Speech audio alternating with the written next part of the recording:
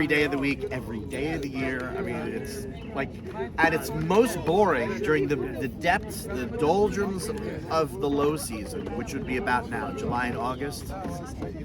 It's more fun than the Barrel Monkeys. I mean, like way more entertaining and lively and crazy and festive and just vivacious than anywhere else on earth. New Orleans. At its absolute low point, yeah.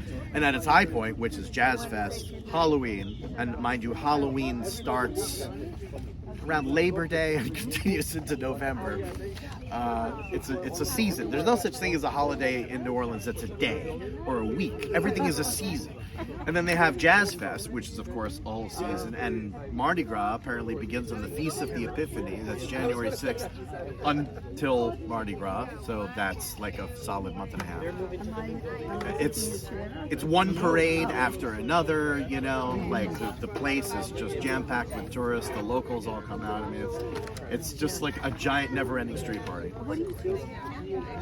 I really went there on vacation, but I ended up just kind of staying. It became just sort of like a working vacation, you know. You know what I did? I busked. I played the violin on the street. Oh, wow. I brought my own violin. I rented another one while mine was getting fixed, and then I just finally reclaimed my own. Can you believe there's so many incredibly ridiculously nice people there? Like, I have stories to tell like you wouldn't believe. I brought my violin to this place where there's this guy Sal who is a luthier, and you know he does this for a living. And he said, yeah, it's in pretty bad shape, like you really can't play it. Okay, I'll fix it for $60. I went back a couple days later and I was like, do you take credit cards? And he was just like, you wouldn't even answer my question. I was like, did you not hear me? Like, can I give you my credit card? I was like, no, you're good. I'm like, what are you talking about? I said, no, it's like, you don't have to pay me. I used one of your old bridges, I put it on, and I glued it in. He must have put hours of work into it. Expert, perfect work. He got my violin to be as good as new. And he wouldn't even accept payment. So that's just one of many acts of kindness. You know how here in New York, you know, like, there are always homeless people who like come to you asking you for money for you to buy them beer? In New Orleans, the bums buy you beer. I'm not kidding you. I mean, I didn't think that this was possible. But I'm telling you, on two different occasions, you know, like, there were homeless people who just, like, actually, just for really no good reason at all, gave me an alcoholic beverage. I was like, nice. That's really, really kind of you, you know? Nice guys. And one of them was totally insane, you know, but but he needed change, and he said, here, take this $20 bill, go inside of this little, like, corner store that's literally open 24/7, of course, like any place that sells alcohol in New Orleans. And he said, oh, and, you know, get yourself a drink. Yeah.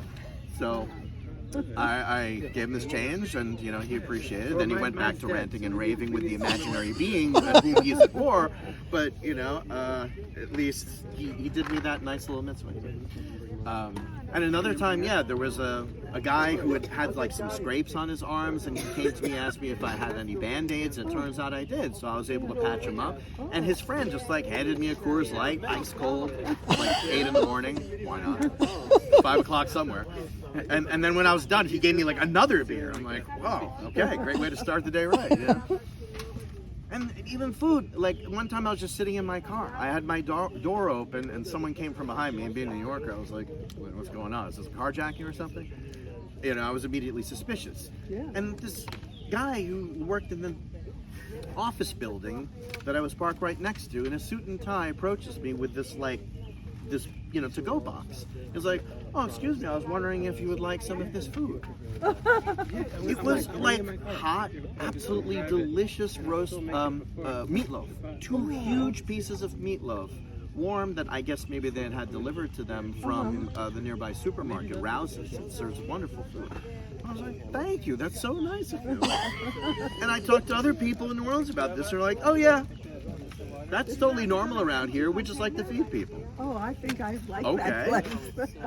That's New Orleans for you. I always knew it was cool and nice and fun, but I mean, I didn't know that chesed and just general togetherness could be achieved on that level anywhere in this earthly plane. So, Wow. yeah, I really am spitting with the place.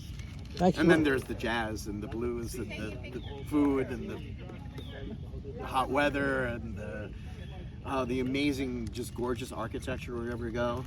Just the 19th century everywhere. The 18th century. And streetcars, they still have streetcars there. It's kind of like it's still 1915. Wow.